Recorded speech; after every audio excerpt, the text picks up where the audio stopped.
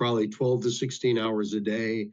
We're utilizing the time zones to accelerate deliverables and doing whatever needs to be done, right? And at the end of the day, we're saving lives. I mean, all that stuff on the slides we just showed, if we don't do that, people don't get product. People don't get therapy. And they can't just switch to HD. So if we ever embodied saving and sustaining lives or expanding lives and expanding possibilities, this is it. So to my team here, who's worked courageously and at such self-sacrifice, thank you. It means something, and you've done a fantastic job. So whether it be the 6 I mentioned on the left or the folks named in pictures on the right who are with us every day and have each contributed and led one of these special import permission proposals, it's without saying, you guys are making a huge difference. We can't keep this up forever, but we need to get through this phase. And I could appreciate you and all your efforts. And please recognize your loved ones at home, because I know they've been affected as well by all the time you spent. So thank you, everyone. And I'll pass it back to Fabrizio. Thank you, Jesse. And I want to say to this team, specifically, now it's called out in the slide, so you have a great leader. So Jesse has been really coordinating across all the different teams, activities, organization. It's really leading by example. So thank you, Jesse. Thanks for what you're doing. I think this is Amy. Yep. So along the same lines, we have Kira, who's been supporting Jesse in the sterilization request, and I need to correct my slide. It's not an EUA. Thank you, Jesse. It's an enforcement discretion. So, and Karen and Ann, and we will do what we need to do to make sure we are watching these products as we come into the U.S. These have been part of it. These team members specifically have been part of the North Cove strong efforts, I'll say. We want to watch and we want to make sure that product is coming in and it is acceptable. It is working as intended. So we will continue to watch this as we bring these products in. But I also want to say a thank you to the rest of the teams, I'll say, that are keeping the lights on, right? We have some field actions in process. We have new product to get out there. So also, just recognition to the teams that are continuing their daily work. And if they could, they would support these efforts, but really we need to stay focused on keeping the new products coming forward and the new projects to improve our products that are in the field. So that's all. Amy, thank you for calling out Kira. I just wanted to say a personal thanks to her as well, because I've been pinging her at all times, day and night, to finalize some of the stuff we have to go in. So I saw the weekend work. Yeah. Thank you. Thank you, Amy. Moving to the next, I believe this is Marco.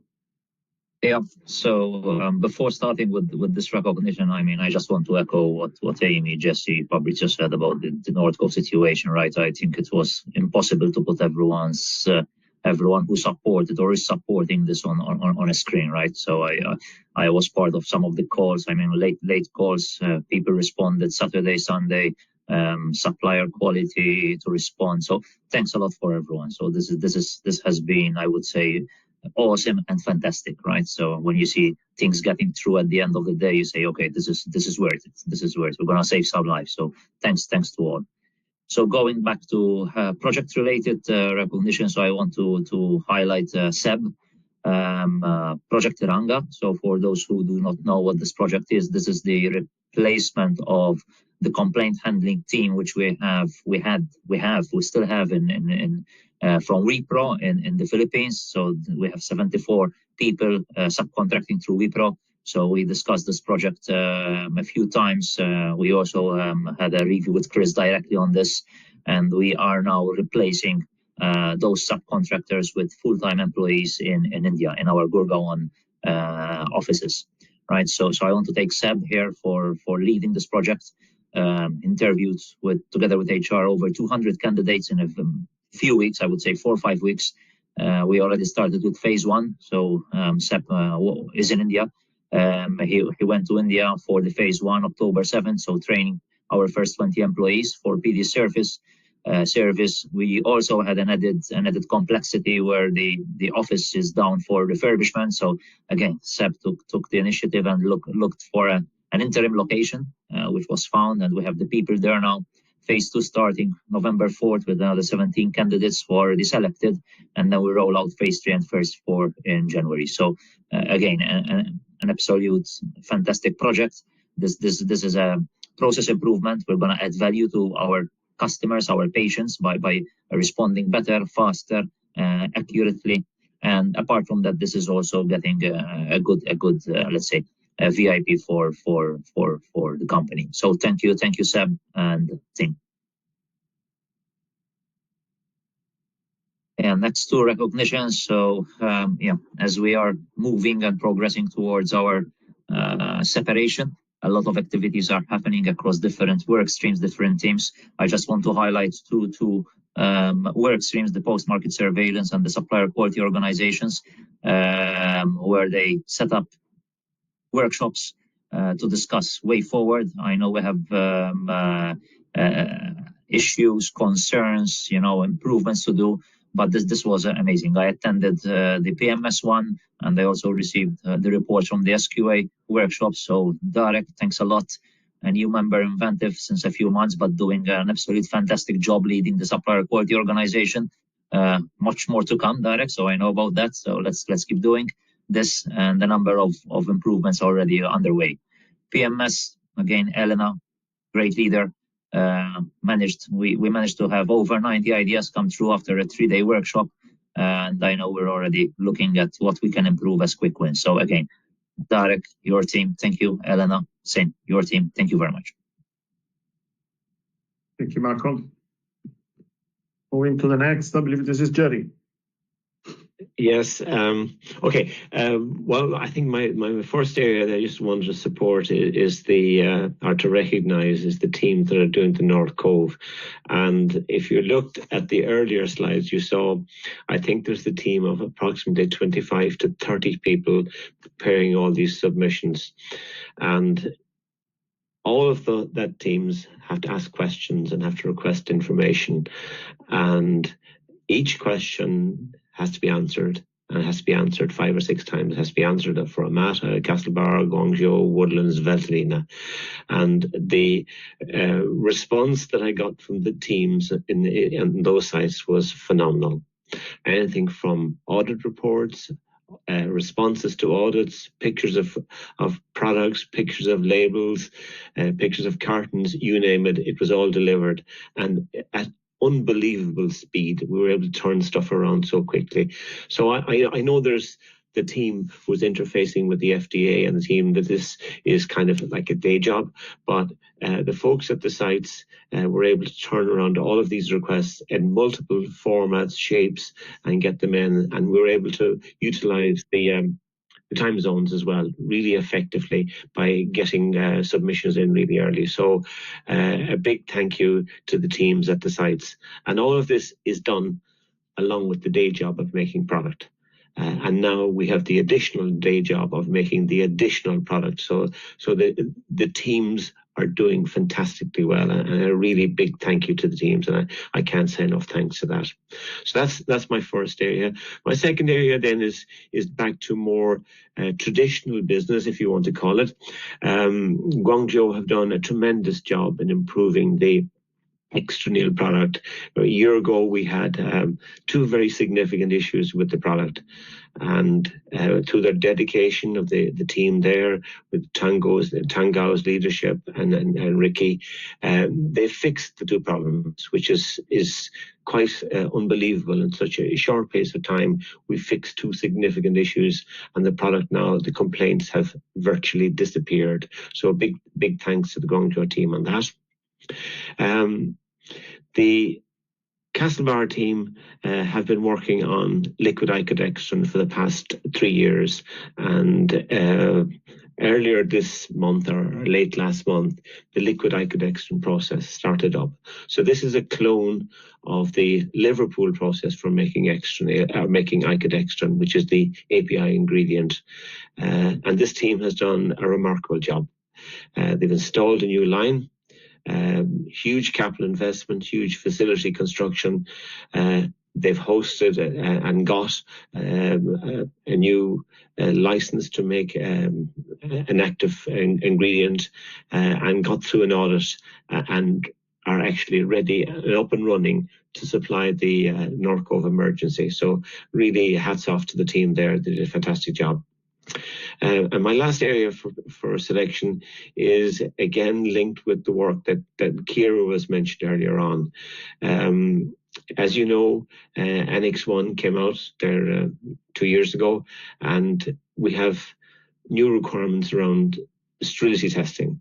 And the team in Castlebar and also the corporate team under Kira's leadership have developed an approach to discuss with the agencies how to justify the continuance of our current sterility testing program. And this has a huge impact on our cost. And last month, we were able to make our case with HIPRA, who are a very, let's say, conservative agency. They listened to our approach, heard it, considered it, and came back and said, we agree with you. So really well done to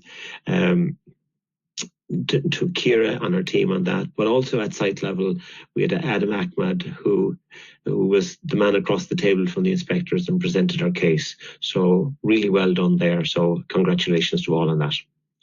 Fabrizio, back to you. Thank you, Jerry. And I believe that was the last slide. So before we jump into the Q&A session, and by the way, you see here on the screen again the QR code and the passcode to access the specific Q&A for this town hall. I'll give you a bit of time to start typing your questions in the Pigeonhole. I just want to, of course, today the agenda and the topics were very much focused on the situation in North Cove and what the company is doing to recover from the situation. But I want also to mention that we are not slowing down the speed of our separation project, the famous Evergreen project, that will bring us to the creation of the new Ventive company. So what happened in the last few weeks, I would say probably a couple of months, so after the announcement of Carlyle buying, say, Kidney Care, future Ventive, we had a lot of interactions with the new buyers. We have started to meet them face-to-face, in one-to-one, or in different sessions, providing overall information about who we are and what we are doing in the separation project, and also receiving some comments, recommendations, and challenges as well from the new buyers. So this is an interesting time because they are starting to open the box. You know, they're opening the present, something that they bought, and they are committing to buy. So, of course, we still need to finalize. Let's not forget that we are in the phase that is called sign to deal. So sign to close the deal. That means that we are expecting to have the final approval and finally regulatory clearance to this transaction. So until that time, we are still Baxter company, Kidney Care within the Baxter company. But the more we go into the conversation and the discussion and the time it's passing through these steps, we have a feeling of really becoming more and more an independent company and to have these more and more interactions with Carlyle's team. So, of course, the North Cove has put some meetings, some calls, I want to say, not on hold, but slow down or postponing some of these calls. But the overall timeline, I believe this can be one of the first questions that will come. I still don't see the list of the questions, but I can just imagine. The speed and the time for the separation is not impacted so far by what's happening with North Cove. Okay, so we need to continue to work, and work is in progress, considering the previous established timeline. The majority of you will know that it's the 1st of December. We have established as an internal, let's say, day one, even if we all know that this is not something that we can control 100%. We need to wait for the regulatory approval, regulatory clearance from different multiple entities and authorities. So it's not something that we can internally decide. But as a working timeline, we established the 1st of December as the official day one. So we need to be ready by that date to have all the activities to be self-standing. So it's important to mention, I believe, because no matter what is happening, we'll continue to work into this progression and to build the future of our new company. And last comment, I promise, before we move into the Q&A, I just want to say that it's incredible. It's amazing to see what is happening and the cultural values that we have defined for the new company, Ventive. Think about the four of them.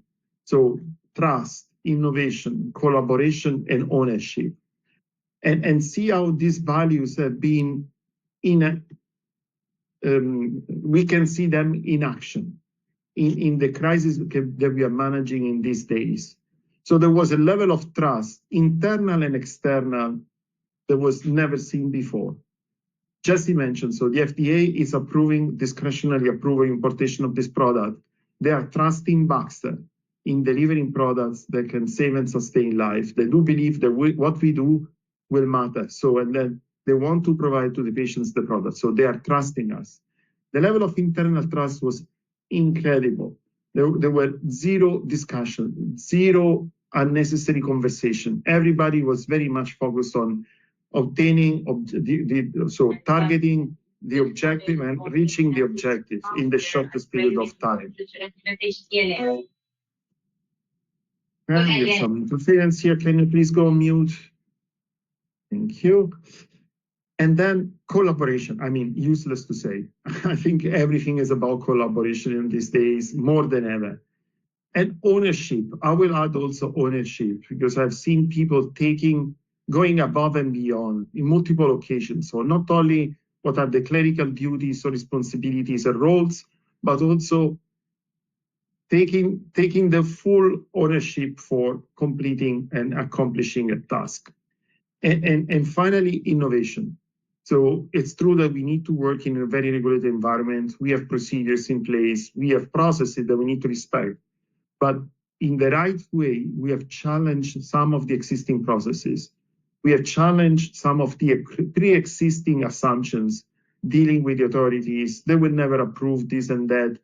With an innovative approach, in many cases, we have been able to get their approval, and now we will be able to provide product in incredible time. So thank you very much. I think this is very good to see. It's very promising to see this. It's a kind of dry run of our cultural values as a new company, and I'm really proud and I cannot say how much happy to see this happen. I will stop sharing at this point so that I think I can request Vicente some help in sharing on the screen the question that will come through the Pigeonhole. Otherwise, let me see if it's already there. Sorry, super. Okay, I'm reading them aloud. So Alice is asking about Ventive and Baxter quality systems have started to diverge. When will we switch to Ventive quality system and how we will manage the transition? I think, Marco, I will offer the opportunity to answer to this one. Yeah, thanks, Alice, for the question, and I can tell you this is a very common question by everyone. And up till now, we've been working with the training team, with the QMS team in Ventive and in Baxter to send out a common message, right? That we are still part of the Baxter QMS, but we are now very close to separation. So I can tell you the plan is that we are preparing, I would say, a detailed analysis of by when we can go live with the Ventive quality system. So I cannot give you an exact date now, but we are working on it as we speak, and I will be communicating this very shortly. So just be ready, be aware that we will have a date by which we will go live with the Ventive quality system, right? I know some sites have already started using based on regulatory questions, notified bodies in specific countries that want specific vented documents to be used. We are, I would say, in a gray area because we're using part of Baxter and in some areas the Ventive QMS. We are gearing up and nearly ready to communicate by when we will have a fully fledged, let's say, use of the Ventive QMS. So just bear with us a few days, maybe weeks, and we'll get back to you with an answer. Thank you, Marco. I think we can move to the next one. Kirk, have we seen a significant impact of any of our suppliers resulting in a disruption of other products? I think, I don't know, Darek, are you on the line? Willing to answer to this one? As far as I know, I will start and then we'll see if Darek eventually wants to add anything to the specific question. Of course, we are dealing with not only external, but also internal suppliers. Jerry mentioned so that we have some intercompany material coming from other facilities, no matter what, if Norcove was producing additional components, connectology, or tubing. So other facilities are being on call and involved to supply these products, alternative products. So Mountain Home, of course, is doing the majority, as well as Shuzhou for a Guangzhou internal network. I'm not aware of any other suppliers which is disrupting our operations at the moment. Of course, it's been quite a focus area for the PSM and the SQA team, but I don't believe there is any report of any significant disruption coming from any of our suppliers. I hope, Fabrizio, you can hear me now. Yes, Darek, please go ahead. Okay, so yes, in fact, I would simply confirm what you just said, Fabrizio, and we are in close contact also with our procurement supplier quality organization, who is helping on any disruptions, but so far, no disruption has been communicated to me, so I think our suppliers are doing well. But as I said, closely working with procurement supplier quality organization on that. Thank you, Darek. Okay, moving to the next one. Oh, any questions from the audience? Anyone wants to make a live questions or put something in the chat?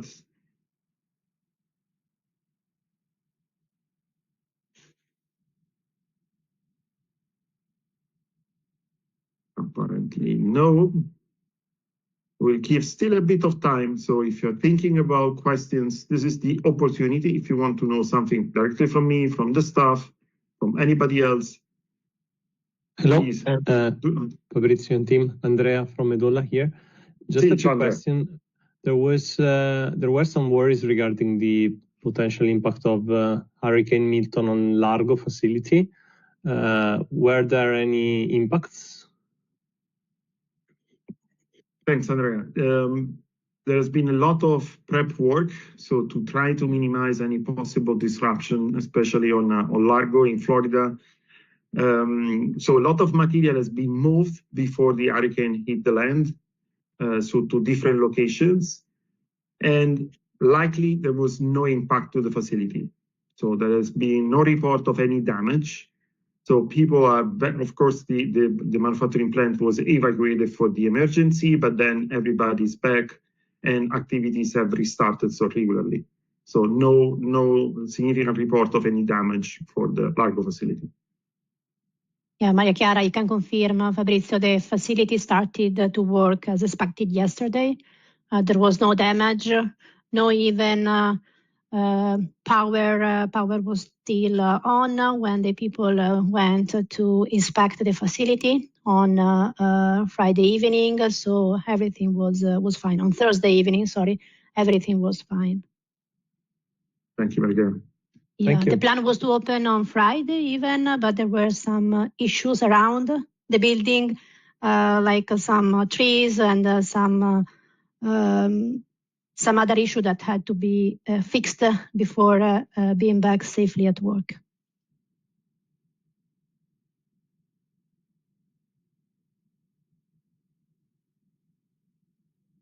Anything else? I think there is nothing in Pigeonhole because otherwise we will see it on the screen, but if there is anything else. from anybody. Fabrizio, Yeah, I'll take the opportunity just to say that there's a lot of things moving at the moment. So we're starting up sites making products to support the US, but we're also in the transition from Baxter to Vanta with labeling. And anytime you have a change, you have a risk. So I'll ask the folks, particularly at the sites, to be vigilant and in this period of change and move, to look out for the risks that come with that. Absolutely, Jerry. And thanks for your input. So give me the opportunity also to add a few other comments. So it's clear it's an emergency. And typically during an emergency, so we need to crush the timelines, try to speed up activities. But think about if you ever the opportunity to see an emergency response team intervening on the ground on a specific, for example, accident. They're never running, never. No matter what happened, they're never running. I do remember, so I was in the firefighting corps. So for my military service, I mean in the firefighters corps in Italy. And one of the first lessons they are teaching you, so you don't want to add a risk. You don't want to create another accident on the scene. So first and foremost, it's safety. So how this is reflected into our reality. So we need to be very, very vigilant, very, very vigilant. So Jerry mentioned, so it's more than ever our responsibility to make sure that we are following procedures, that processes are respected. Everything can be done. You have been listening me many, many times saying that everything can be done, even making changes, but we need to manage the changes. We have a change control process. If you're applying some changes, importantly use the change control process, evaluating and assessing the alternative, evaluating risk, and providing mitigations. So it's very important that we are following the procedures, that we are diligent and vigilant in trying to prevent and minimize any risk. The worst we can do in the situation is to make a significant deviation, a significant non-conformance that in the best case will just slow down the product availability because it will be managed at the site level before the product is released. In the worst case, it's impacting product already released in the field, so generating field action or post-market surveillance activities. That's the worst that we can do in the current situation because this will significantly impact the trust from our patients, trust from the authorities, as well as expose the patient to significant risk. We don't want to do that. So, Jerry, back to your point, it's the time to be very, very, very present. Think about what we are doing, use critical thinking, and help each other. Because it's a stressful period, it's stressful time. And under stress, we can make mistakes. So let's keep each other responsible. Let's help each other so to go through this difficult time. And if you see something that is not, or you don't believe it's not correctly done, so please speak up. Okay? It's very important that we are maintaining each and every accountable for what we are doing. There will be some activities that will be started soon, so we are working with the staff to define a list of possible formalized activities that we want to run in the different entities to reduce and mitigate the possible risk. And that means like Gemba walks, so it's nothing special, but Gemba walks, internal audits or internal review or on specific targeted topics. Again, to prepare and to sustain, especially the manufacturing plants in this stressful period.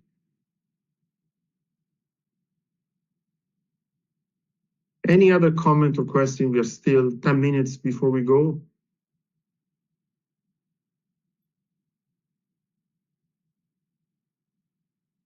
Okay. Team, thank you very much. Again, thanks on my behalf, on behalf of the entire QLT. Thanks for what you're doing. And we'll talk soon. This recording will be available as well as the presentation. It's pretty heavy, so we find a way to share the presentation with all of you. If you have any other question, any follow-up or comments, please don't hesitate to to come back directly to me or to anyone else of the QLT. Thank you all. Take care. Thank you, everyone. Bye. Bye. Thank Bye. you. Thank you. Thank Bye. you. Bye. Thank you.